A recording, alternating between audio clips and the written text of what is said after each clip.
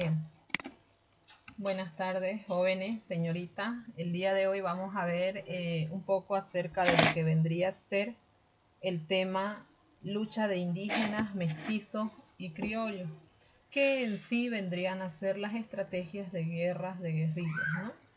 Vamos a ver las principales republiquetas. Estas guerras de guerrillas tuvieron como consecuencia las republiquetas, puesto que cada guerrilla prácticamente obtenía como resultado un territorio independiente. Y a este pequeño territorio independiente pues se le denominaba republiqueta, algo menor a la república, ¿no? Algunas de las republiquetas más importantes son la de Larecaja, Cinti, La Laguna, la Republiqueta de Mojos o Santa Cruz, la Republiqueta de Mizque y Valle Grande, la Republiqueta de Ayopaya y Chayanta. Nosotros vamos a ver un poco lo que vendría a ser la situación de cómo se armaron estas republiquetas, pero a través de lo que es el estudio de los personajes que formaron parte fundamental de estas republiquetas. Es decir, vamos a hacer el estudio de este tema por medio de la historiografía.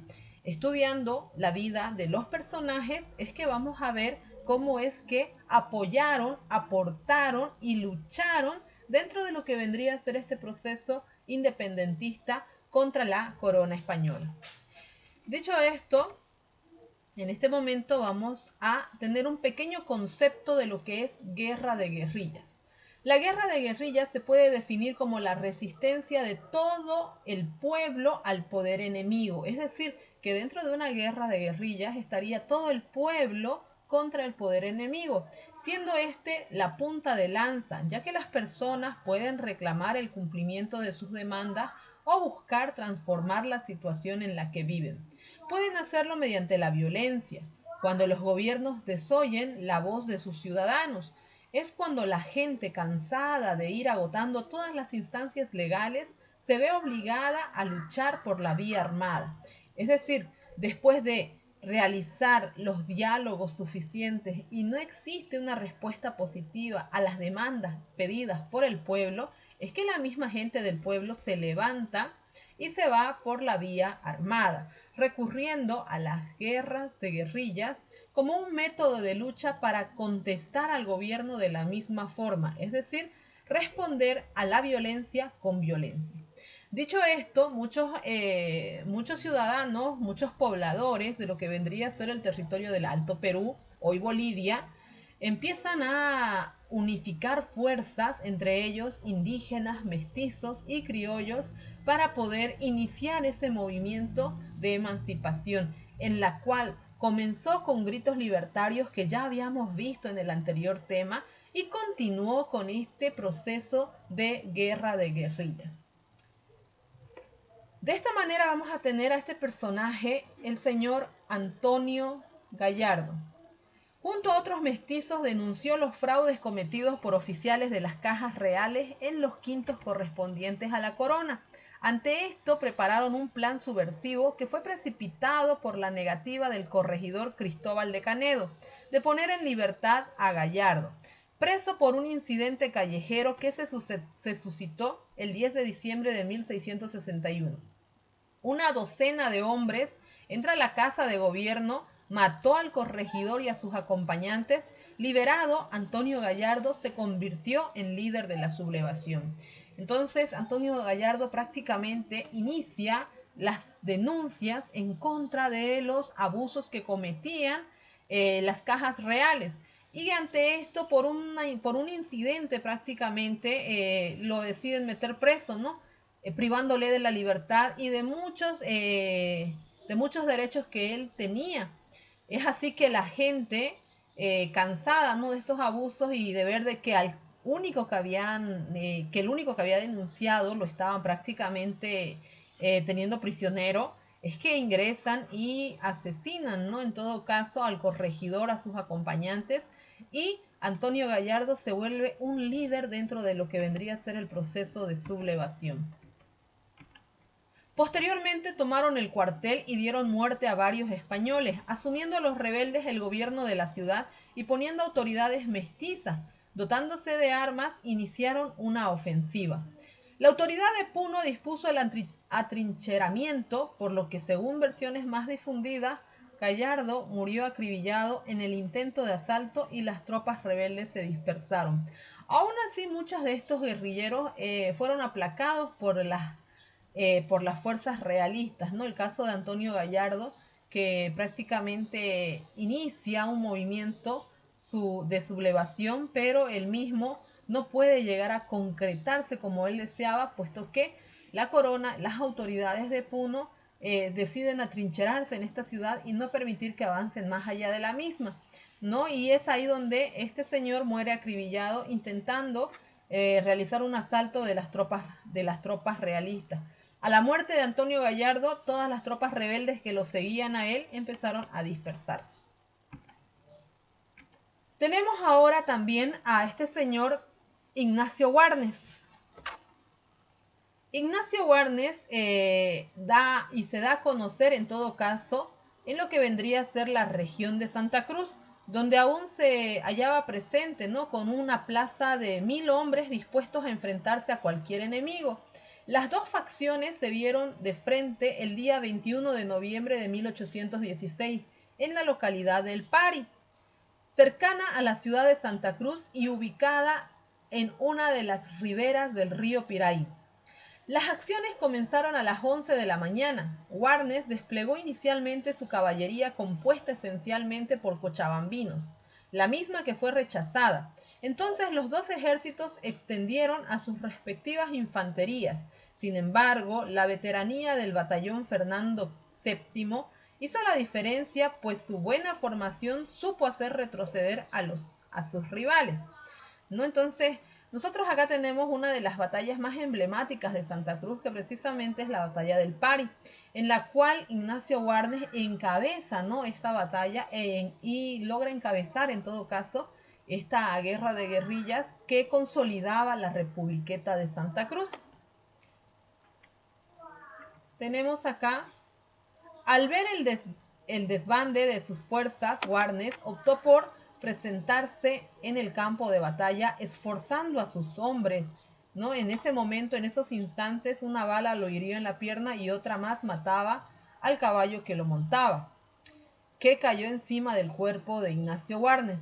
Un soldado del rey aprovechó esta circunstancia y le atravesó en el pecho con su bayoneta, ultimándolo finalmente con una bala en la cabeza. Y de esta manera es que muere en batalla el coronel José Ignacio Warnes, pero deja ese legado de continuar constantemente con la resistencia para seguir manteniendo la Republiqueta de Santa Cruz. Tenemos acá un poco más sobre Ignacio Warnes. El coronel Warnes murió en combate el 21 de noviembre de 1816. No nos olvidemos que Ignacio Warnes pues, fue el líder de lo que vendría a ser la Republiqueta de Santa Cruz. Y eso es algo importante que tenemos que agendarlo también dentro de nuestros apuntes. Este coronel, muere el 21 de noviembre de 1816, lo cual determinó la suerte de la batalla, quedando en el campo más de 400 hombres muertos y otros tantos heridos. Aguilera alcanzaba la gloria a costa de dos guerrilleros que dejaron su sangre en pos de la independencia.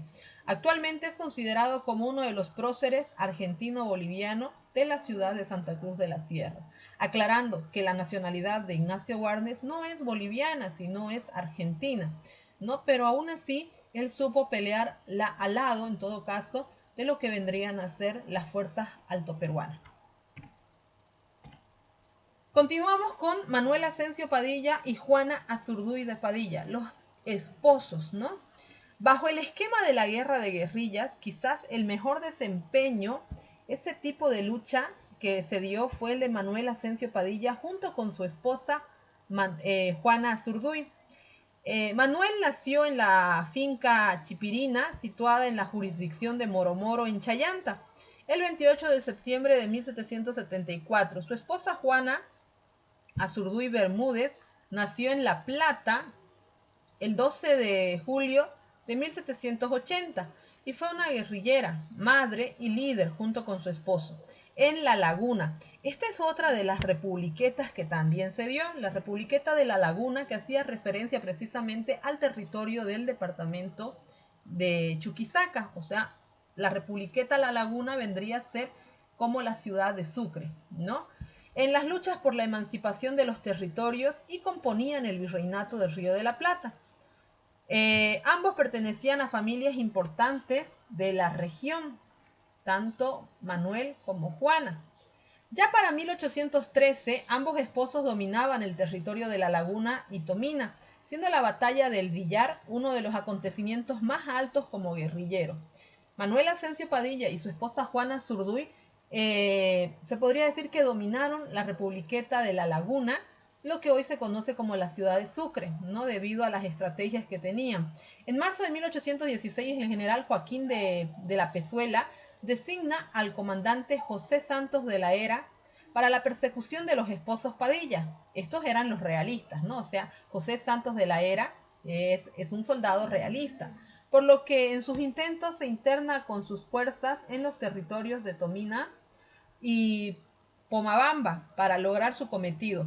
Las acciones guerrilleras de su oponente comprenden la táctica de la retirada antes de la definición de la victoria, por lo que se decide atacar el Villar, uno de los puntos fuertes de Padilla, aprovechando que en el lugar solo se encontraban la amazona Juana Zurduy, quien resiste los embates realistas hasta la llegada de los esfuerzos de su esposo, ante lo cual de la Hera se retira dejando todos sus implementos y varios muertos y heridos. De esta manera es que tanto Juana Zurduy pelea con las tropas realistas a la espera de los refuerzos, no en lo que vendría a ser la batalla del Villar. Esto con el fin de sostener la Republiqueta de La Laguna. El 14 de septiembre de 1816 muere Manuel Ascencio de Padilla en la batalla del Villar. Caía en combate uno de los más prominentes héroes de la lucha por la independencia de Bolivia. Mientras que Juana Zurduy vivió mucho más tiempo, ¿no? Juana Zurduy de Padilla, considerada una heroína de la independencia boliviana, luchó en las guerras de independencia hispanoamericanas por la emancipación del virreinato del Río de la Plata y todos los países que pertenecían a este, ¿no? Contra el Reino de España, y asumió la comandancia de las guerras que conformaron la luego denominada República de La Laguna, por lo que su memoria es honrada en la Argentina y en Bolivia. Juana Zurduy fallece el 25 de mayo de 1862. Vivió acá en Bolivia, en la ciudad de Sucre, hasta lo que vendría a ser hasta 1862, ¿no? Después de la independencia de Bolivia, los gobiernos quedaron, por ser una heroína de la independencia, quedaron de acuerdo en darle un sueldo, un sueldo vitalicio, ¿no? Es decir, conformar un sueldo para que ella pudiera subsistir el resto de su vejez. Sin embargo, debido a los cambios de gobierno, en el año 1830 se le retira el sueldo que se le había prometido, dejando a Juana Zurduy prácticamente a la intemperie. Ella logra vender todas las cosas y pertenencias que tenía, terminando prácticamente en una situación de calle, termina literalmente pidiendo limosnas, y ahí es como ella logra o llega a su punto de fallecimiento, ¿no? Entonces, realmente el mismo gobierno boliviano descuidó bastante esta situación. Ya después de fallecida, Juana Zurduy recién deciden hacerle un espacio en lo que es la Casa de la Libertad para rendirle el homenaje, pero en vida no se lo dieron. Tenemos también a José Miguel Lanza. Inmediatamente al este de la Republiqueta de Larecaja, en la actual región montañosa del actual Estado Plurinacional de Bolivia, se desarrolló esta invencible republiqueta entre los departamentos de La Paz y Cochabamba. Los guerrilleros ahí desplegados al mando del caudillo José Miguel Lanza, que fue nacido en La Paz en el año 1779, interceptaban las comunicaciones de los realistas entre Cochabamba, La Paz y Oruro, huyendo luego hacia los Yungas en el actual norte boliviano. Esta republiqueta que se logró consolidar con estos guerrilleros fue una de las más temibles por los españoles, ¿no? Es decir, los españoles sabían muy bien de que era una republiqueta que estaba muy bien resguardada, que estaba muy bien fortalecida. La republiqueta de Ayopaya, que esta sí estuvo encabezada por José Miguel Lanza, se desarrolló entre los actuales departamentos de La Paz, Cochabamba, en la región montañosa situada entre 1000 y 5000 metros sobre el nivel del mar, entre las ciudades de La Paz, Oruro y Cochabamba. Cubría un área aproximada de 1400 kilómetros cuadrados. Eso era lo que comprendía la republiqueta de Ayopaya, que estaba a la cabeza de José Miguel Lanza. Abarcaba los partidos de Sicacica y de Ayopaya. En el primero se hallaban los pueblos de Mojosa, Caviri, Inquisibi, Ichoca, Yaco, Quime, Capiñata y otros, ¿no? Entonces ese vendría a ser un poco acerca de lo que es la republiqueta de Ayopaya, y es que estaba comandado por José Miguel Lanza. El de Ayopaya, esta republiqueta, alcanzaba Machaca, Cajuata, Charapaya y principalmente Palca, o llamada Villa de la Independencia, en donde se situaba el centro de operaciones de esta guerrilla. José Miguel Lanza vivía y estudiaba en la ciudad de Córdoba, cuando su hermano Gregorio fue ejecutado en La Paz por participar de una rebelión en el año 1809. A fines de 1810 se enlistó en el Ejército del Norte para servir en la primera campaña al Alto Perú, hasta su derrota de la batalla de Huaqui.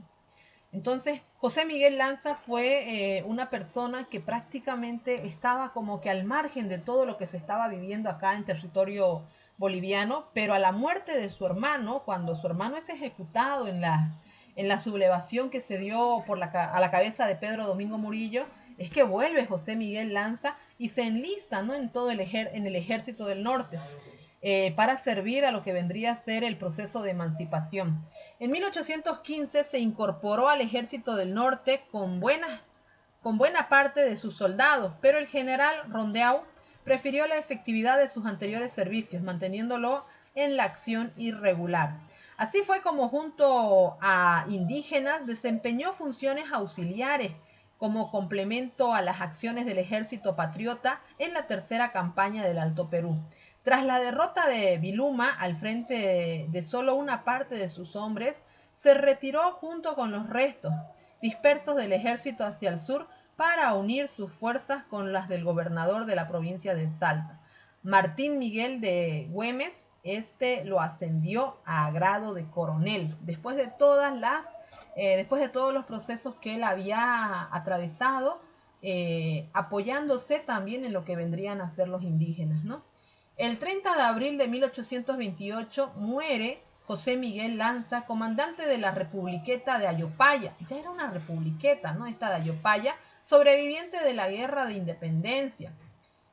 Murió al ser herido por defender al mariscal Antonio José de Sucre. Bien, dentro de las republiquetas de Ayopaya y Sicacica se escucha por primera vez la denominada frase patria o muerte, frase que hoy en día conocemos y que muchos atribuyen su origen a lo que vendría a ser el expresidente Hugo Chávez o el expresidente Evo Morales, ¿no? Entonces, sin embargo, esta frase es mucho más antigua y se la escucha por primera vez precisamente en este proceso de emancipación en lo que vendría a ser la republiqueta de Ayopaya bajo el mando de José Miguel Lanza. Continuamos con la republiqueta o con el personaje Juan Antonio Álvarez de Arenales. Juan Antonio Álvarez de Arenales, como gobernador intendente de Cochabamba, con la facultad de organizar un ejército y tomar las providencias necesarias. Él era uno de los destacados en la conducción de la guerra de guerrillas por las estrategias que él conocía. Había nacido en España, llegó a Buenos Aires en 1784, junto a sus padres optó por la carrera militar y al concluir la misma es nombrado como subdelegado de Arqué en Cochabamba. Participó también en lo que hoy conocemos como la Revolución de Chuquisaca del 25 de mayo de 1809. Es decir, a pesar de haber sido español, él tenía ciertas ideologías que encajaban muy bien con el proceso independentista, ¿no? Puesto que él no estaba de acuerdo con lo que vendría a ser esta colonización y por lo tanto se unió a los movimientos revolucionarios de Chuquisaca en 1809, también al Virreinato de La Plata. Una vez fue sofocado el movimiento, es apresado y perseguido, huyendo de esta manera a Salta, donde es nombrado alcalde. Juan Antonio Álvarez de Arenales. La ubicación de Álvarez de Arenales en Cochabamba era estratégica. Luego de las derrotas de Vilcapugio y Ayohuma, optó por retirarse a Misque y Vallegrande. Y es aquí precisamente la Republiqueta de Misque y Vallegrande donde él logra colocarse a la cabeza y proteger, ¿no? Esta Republiqueta que se había consolidado. Esta republiqueta tenía un punto de ubicación geográfica que al ser centro de la audiencia podía moverse estratégicamente por los territorios controlados por Ignacio Warnes, Manuel Asensio Padilla y los caudillos como Umaña o Cárdenas. Recuperó la ciudad de Chuquisaca en mayo de 1815 y reunió sus guerrillas a las fuerzas de Rondeau en la tercera campaña patriota. Tras la derrota de Viluma, organizó su retirada de los dispersos hacia Tucumán, desde donde marchó a Mendoza para prestar servicio al ejército de los Andes. Es decir que, si bien es cierto, él se quedó por un lapso de tiempo en la Republiqueta de Misque y Vallegrande, no fue ahí donde él terminó, sino que empezó a movilizarse para finalmente enlistarse en el ejército de los Andes. Ildefonso de las Muñecas. Tenemos ahora sí a este otro personaje. Ildefonso de las Muñecas instaló su guerrilla en la región de Larecaja. Esta republiqueta de Larecaja es una de las más conocidas también. Este personaje se constituyó en uno de los grandes guerrilleros de la independencia. De origen tucumano, fue cura de la Catedral del Cusco. Ildefonso de las Muñecas era sacerdote, ¿no? Pero decidió pelear en lo que vendría a ser este proceso de emancipación y decidió hacerlo por medio de las guerras de guerrilla. Pinelo y Muñecas, al mando de un contingente armado, llegaron al territorio de la Intendencia de La Paz en septiembre de 1814, donde el 11 del mes mencionado tuvieron su primer encuentro en el puente del Desaguadero. El 22 ya estaban en el Alto y el 24 atacaban la ciudad con el apoyo de los indios de Omasuyos. El objetivo, pues, precisamente era la ciudad de La Paz. En ese momento el gobernador intendente de la ciudad era el marqués de Valdehoyos, cuyas milicias fueron vencidas luego de un breve intento de resistencia, gracias al apoyo de algunos simpatizantes de los insurgentes en la misma ciudad. Durante la estadía de las tropas cusqueñas en La Paz se produjo un hecho lamentable. Valdehoyos, al prever que los insurgentes se alojarían en el edificio del Cabildo, hizo colocar allí pólvora para que cuando estos lo ocupasen, una persona de su confianza encendiera una mecha haciendo estallar toda la edificación. Sin embargo, cuando acabó la refriega, tanto el gobernador como sus ayudantes y otros prisioneros fueron encarcelados en ese lugar. Se dio aviso de esta situación y se dispuso que la pólvora sea trasladada al cuartel, donde, en un hecho incomprensible, se encendió una mecha haciendo estallar todos los barriles. Esta fue una de las situaciones que más llamó la atención en todo caso, al ver, al ver la crueldad de este señor Valdehoyos, quien sabía, ¿no?, de que iban a alojarse en ese edificio los guerrilleros, y decide quemarlos en vida. Continuamos con este señor Ildefonso de las Muñecas. En Larecaja, Muñecas organizó a su famoso batallón sagrado, sobre la base de 200 hombres con los que enfrentó a las tropas del rey, haciendo de Ayata su cuartel general. Una de sus acciones más destacadas es quizás la defensa del cerro Hualpacayo, que en las cercanías de Italaque, donde él y sus tropas rechazaron al ejército realista. Sin embargo, tuvieron que dejar el sitio ante la arremetida de esfuerzos.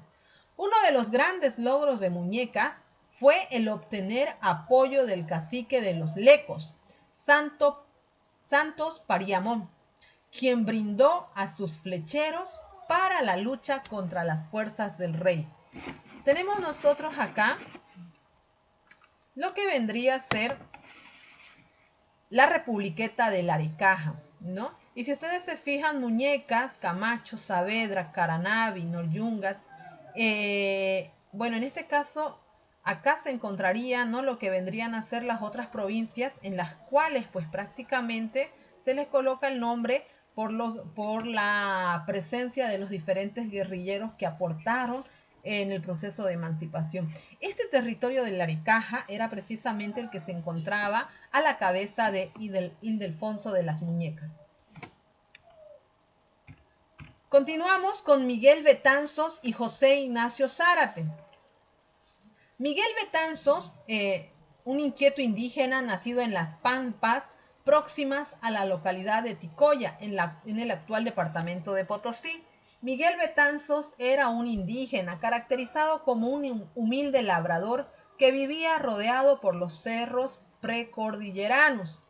Los indígenas de Betanzos, en octubre de 1813, apoyaron a las tropas del general Belgrano tras la batalla de Vilcapugio, aportando víveres y pertrechos, pero también dando seguridad a los desplazamientos del ejército patriota, interponiéndose entre este y los realistas replegados de Oruro, luego de la batalla de Salta. Betanzos logró movilizar a muchos indígenas y apoyar, en todo caso, como bien dice, a Belgrano.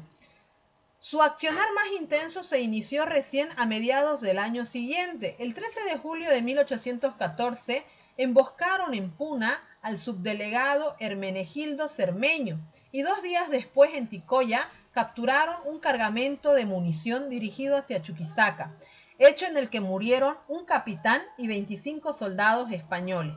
Este hecho fue encabezado por Miguel Betanzos. Una semana más tarde, el 20 de julio de 1814, a orillas del río Pilayá, un grupo de guerrilleros de José Ignacio Zárate, que también era otro guerrillero, combate contra una división realista al mando del coronel Manuel Báenz, con victoria parcial para los españoles. En diciembre del mismo año, en represalia, se da una matanza de indígenas en Ticoya. Betanzos, con más furia que nunca, persiguió al general Tacón, general realista, hasta las alturas del Pilcomayo, con cerca de 300 guerreros indígenas. Ante la furia de esta partida patriota, la división de Tacón debió replegarse a los cuarteles de Chuquisaca, pues bien sabían que si no se encerraban en los cuarteles, los indígenas de Betanzos y su ejército iban prácticamente a acabar con todos, ¿no? El 3 de enero de 1815, esta guerrilla, tomada en la localidad de Chaqui, ante lo cual Felipe Lizarazu, conde de la Casa Real de la Moneda en Potosí, reunió una gran guarnición bien equipada y dio orden especial a Pedro Antonio Rolando, subdelegado de Puna, de aniquilar a Betanzos y sus tropas. De esa manera, el 20 de enero de 1815 sucede el encuentro en el Abra de Chacocasa de una lucha a campo abierto. Miguel Betanzos cayó gravemente herido, completamente solo, rodeado de cadáveres y combatiendo a pie firme hasta ser degollado por el jefe realista. No obstante, la llama de su republiqueta continuará encendida un tiempo más en la mano de su primogénito, Pedro Betanzos, ¿no? Entonces ahí tenemos lo que vendría a ser un poco acerca de la historia de cómo falleció, en todo caso, este señor Miguel de Betanzos, ¿no? Que durante mucho tiempo prácticamente estuvo bajo sus manos lo que vendría a ser la republiqueta de lo que hoy se conoce como la ciudad de Potosí y también la localidad de Ticoya. Bien, continuamos con José Vicente Camargo. Con este nombre se designa a la guerrilla independentista que luchó contra los realistas españoles al mando de Vicente Camargo. Tenía su sede en la localidad homónima, también denominada Camargo, y aprovechando las depresiones del terreno amenazaba la fortaleza realista de Cotagaita, que controlaba una de las rutas de acceso de las expediciones de auxilio del ejército del norte. Esta republiqueta, la republiqueta de Camargo, era una de las más combativas en ese momento. Camargo sabía combinar sus acciones con las demás partidas altoperuanas, especialmente con las de Warnes y Padilla, tanto con sus victorias como con sus fracasos. Presentaban un verdadero flagelo al flanco realista con el solo hecho de dificultar sus desplazamientos desde y hacia la montaña.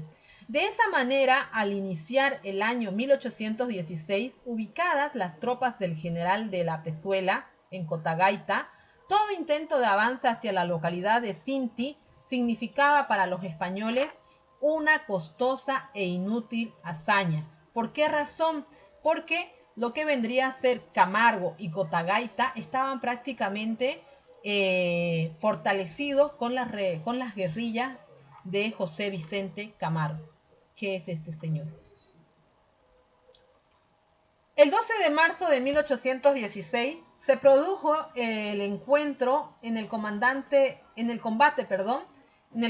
de Cinti, tras la cual Camargo huyó hacia Culpina el día 27. Camargo volvió a ser derrotado en Aucapuñinma y el 3 de abril en Arpajo. Fue nuevamente derrotado, tomado prisionero y decapitado. De esta forma finalizaron las acciones de la republiqueta de Cinti y más tarde, en represalia por la muerte del admirable teniente coronel Camargo, una gran rebelión de indígenas azoró a los realistas de la localidad de Cinti y todos los pueblos cercanos a Potosí. Vilcaya, Vitiche, Puna y San Lucas fueron los objetivos de esta revancha. José Vicente Camargo se queda como el máximo representante de las republiquetas de Camargo, de Cotagaita y de Cinti, que es una de las republiquetas más reconocidas. El 3 de abril de 1816, Vicente Camargo ofrenda su vida por la patria. Los valientes hombres de Camargo, que tenían en jaque a los realistas y dominaban el cañón de Cinti, caen en una emboscada y son asesinados. Eustaquio Méndez, más conocido como el Moto Méndez, el prócer del movimiento guerrillero, don Eustaquio Méndez, nació en San Lorenzo, departamento de Tarija, el 20 de septiembre de 1784. Fue hijo de Juan Méndez y María Arenas, españoles establecidos en Canasmoro, según dice la partida de bautismo que menciona su nombre simplemente como Eustaquio. Por su magnanimidad y notoria acrisolada honradez de él y de todas las tropas que servían bajo sus órdenes, pues está plenamente comprobado, que en los lugares que estos ocupaban, aún en horas que precedían o seguían un combate y muchas veces a una victoria, respetaban profundamente la vida y la propiedad de todos los vecinos, sin excepciones y sin distinción de colores políticos. Generalmente los caudillos o los guerrilleros tenían siempre algunos soldados que se dedicaban a cometer ciertos abusos, especialmente en contra de aquellos que no estaban de acuerdo con este proceso de emancipación. Sin embargo, las tropas de Eustaquio Méndez siempre respetaron la propiedad de todos los vecinos, hayan sido derrotados o hayan sido fieles a la corona. Ellos respetaban su propiedad privada y no miraban, ¿no?, si era realista, si era patriota, simplemente se les daba su espacio para que ellos pudieran emitir su forma de pensar, su opinión, ¿no? Entonces, por esta razón es que también se lo destaca a este señor Eustaquio Méndez. Belgrano, el general Belgrano, que apreciaba los servicios de Eustaquio Méndez, que Eustaquio Méndez prestaba a la Casa de la Independencia, le envió de obsequio un sable y un uniforme militar. El libertador Simón Bolívar desde Chuquisaca le hizo llegar el despacho del coronel efectivo de los ejércitos de la patria. Su actuación al lado del general Bernardo Trigo, que era su compadre, fue de gran importancia para la incorporación de Tarija a la República de Bolivia en 1826. Sabemos bien de que Tarija tuvo, ¿no?, como un plebiscito para decidir a qué país se unía. Entonces la situación de combate de Eustaquio Méndez hace que la balanza se incline también a lo que vendría a ser elegir a Bolivia, ¿no? Y a esto hay que aumentarle también de que los ejércitos auxiliares contribuyeron para que Tarija no se sienta como que apegada a este país. Bien, entonces tenemos ahí lo que vendría a ser la participación de Eustaquio Méndez, más conocido como el Moto Méndez, en lo que vendría a ser la Republiqueta de Tarija. José Santo Vargas, que nosotros lo conocemos a este señor, puesto que lo hemos visto en lo que vendría a ser los billetes de la nueva serie de 10 bolivianos. Junto con José Santo Vargas se encuentra Eustaquio Méndez, el Moto Méndez, y también a Piahuaki Tumpa, que vendría a ser uno de los líderes indígenas guaraní, que peleó también contra la corona, contra el gobierno en todo caso, que desconocía los derechos de los indígenas. José Santos Vargas nació en Oruro en el año 1796. Huérfano a muy temprana edad, apenas cursó las primeras letras tras huir del rígido cuidado de su tutor en 1811. Trabajó como sirviente y secretario de cartas hasta 1814, año en que se enlistó en las guerrillas de los patriotas al mando de Eusebio Lira, comandante de Mojosa. José Santos Vargas fue un soldado que luchó en las tropas de independencia y que sobrevivió a las guerras, ¿no?, y a las guerrillas de todo lo que vendría a ser este proceso de emancipación. Al final de la guerra de la independencia, contando con 29 años, ostentaba el cargo de comandante de Mojosa, último grado militar recibido del coronel José Miguel Lanza en 1823. Entonces Vargas concluye la escritura de su diario y solo la retoma brevemente para narrar lo ocurrido durante la fallida invasión peruana en 1828.